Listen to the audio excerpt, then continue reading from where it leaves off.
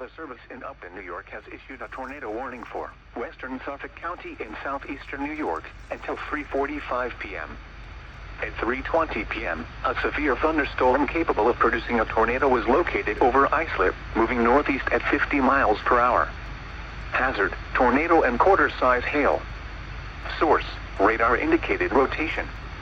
Impact, flying debris will be dangerous to those caught without shelter.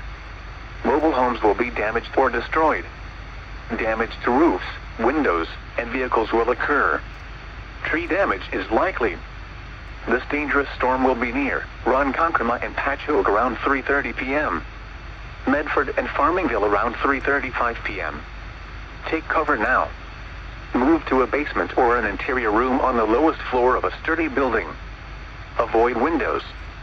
If you are outdoors, in a mobile home, or in a vehicle, move to the closest substantial shelter and protect yourself from flying debris. Motorists should not take shelter under highway overpasses. If you cannot safely drive away from the tornado, as a last resort either park your vehicle and stay put, or abandon your vehicle and lie down in a low-lying area and protect yourself from flying debris.